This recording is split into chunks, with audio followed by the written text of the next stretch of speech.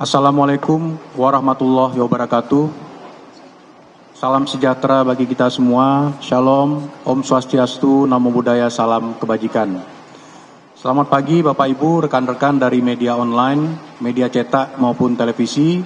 Terima kasih atas kehadiran Bapak Ibu dalam press conference hari ini terkait perkembangan kemarau tahun 2026 dan perkembangan iklim terkini termasuk mengenai El Nino di tahun 2026. Sebagai lembaga yang memiliki tugas dalam penyediaan informasi klimatologi, Badan Meteorologi, Klimatologi, dan Geofisika secara rutin menyampaikan pemutakhiran informasi terkait iklim untuk mendukung perencanaan dan pengambilan keputusan di berbagai sektor pembangunan.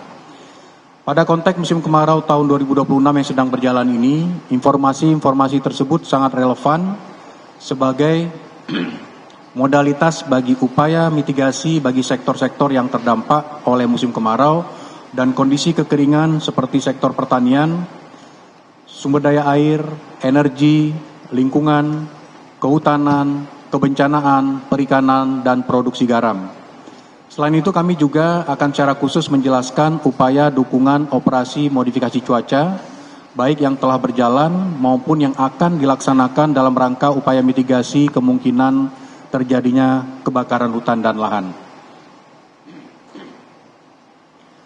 Pada kesempatan press release kali ini, informasi yang akan disajikan mencakup serangkaian informasi iklim yang relevan, antara lain perkembangan dinamika iklim terkini, perkembangan musim kemarau 2026, potensi episode kebakaran hutan dan lahan, serta upaya dukungan operasi modifikasi cuaca baik yang telah berjalan maupun yang akan dilaksanakan. Serangkaian informasi ini diharapkan dapat menjadi penguat langkah-langkah antisipatif bagi kementerian lembaga, pemerintah daerah, dunia usaha, dan masyarakat dalam merespon perkembangan kondisi iklim. Ini sesuai dengan arahan dari Bapak Presiden Prabowo Subianto yang disampaikan dalam rapat terbatas terkait dengan cuaca ekstrim dan kebencanaan 2 hari yang lalu. Beberapa informasi kunci yang akan lebih lanjut disampaikan dalam pertemuan ini adalah mengenai informasi iklim yang sejalan dengan press release yang disampaikan oleh BMKG pada bulan Maret dan pada bulan Mei yang lalu. Yaitu yang pertama, BMKG memprediksi fenomena El Nino akan bertahan paling tidak hingga awal kuartal pertama tahun 2027. Dengan peluang puncak intensitas mencapai kategori kuat. Selain itu juga terdapat potensi IOD positif pada September hingga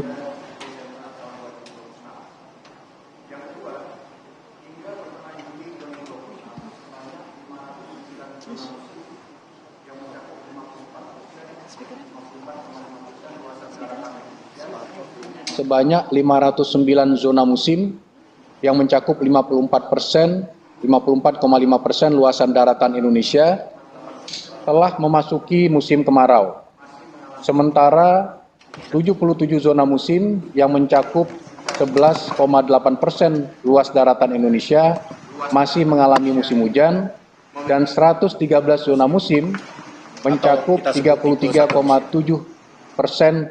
luas daratan Indonesia memiliki satu musim atau kita sebut tipe satu musim.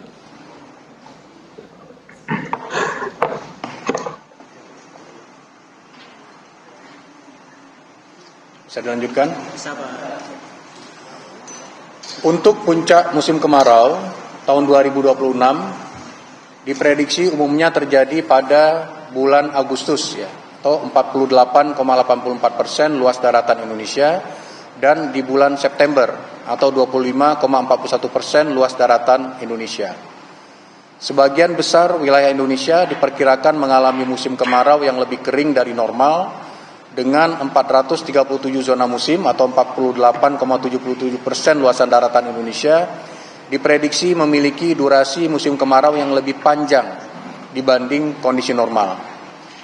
Memasuki bulan Oktober hingga November 2026, curah hujan kategori tinggi mulai diperkirakan muncul di beberapa wilayah. Selanjutnya yang keempat, hingga 28 Juli 2026, BMKG mencatat 4.900 titik panas, terutama di Kalimantan Barat, Riau, Papua Selatan, Aceh, dan Kalimantan Timur. Kondisi ini perlu diwaspadai menjelang puncak kemarau di bulan Agustus hingga September sebagai indikasi awal potensi kebakaran hutan dan lahan. Kemudian yang kelima, risiko kebakaran hutan dan lahan diperkirakan mencapai puncak pada Agustus sampai September 2026 dengan wilayah terdampak meluas di Sumatera dan Kalimantan, khususnya Riau, Sumatera Selatan, Jambi, Kalimantan Barat, Kalimantan Tengah, dan Papua Selatan. Yang keenam, partikulat untuk kebakaran hutan dan lahan terpantau terutama di Kalimantan Barat, sehingga BMKG terus melakukan pemantauan kondisi asap untuk mendukung langkah antisipasinya. Kemudian yang ketujuh, saat ini tengah dilakukan operasi modifikasi cuaca, OMC, nanti akan dijelaskan lebih lanjut oleh Deputi Modifikasi Cuaca BMKG. Tujuannya untuk mendukung upaya mitigasi bencana kebakaran hutan dan lahan di wilayah rawan, yaitu di Provinsi Sumatera Selatan, Kalimantan Tengah, ya, dengan dukungan pendanaan dari Kementerian Kehutanan dan dari BNPB. Selain operasi yang sedang berjalan di Sumatera Selatan dan Kalimantan Tengah, posko operasi modifikasi cuaca tambahan juga sedang disiapkan untuk memperkuat upaya mitigasi bencana hidrometeorologi di berbagai wilayah prioritas, seperti posko operasi modifikasi cuaca di Pekanbaru untuk mitigasi kebakaran hutan dan lahan di Provinsi Riau, posko operasi modifikasi cuaca di Bandung untuk mitigasi kekeringan wilayah Jawa Barat dan Banten, sehingga operasi tersebut disiapkan dengan tujuan meningkatkan peluang terjadinya hujan pada wilayah-wilayah yang berpotensi terdampak kekeringan maupun kebakaran hutan dan lahan. Selanjutnya, mitigasi kebakaran hutan dan lahan dengan operasi modifikasi cuaca adalah upaya komplementer dengan upaya pemadaman titik api langsung di daratan jika operasi modifikasi cuaca tidak mungkin dilakukan dari segi faktor cuaca dan keberadaan awan di lokasi tersebut. Upaya pemadaman ini juga dilakukan berkoordinasi dengan BNPB, TNI Polri, Kementerian Kehutanan, dan Kementerian Lingkungan Hidup. Jadi untuk pemadaman titik api yang langsung di darat, BMKG bekerjasama dengan berbagai kementerian dan lembaga terkait.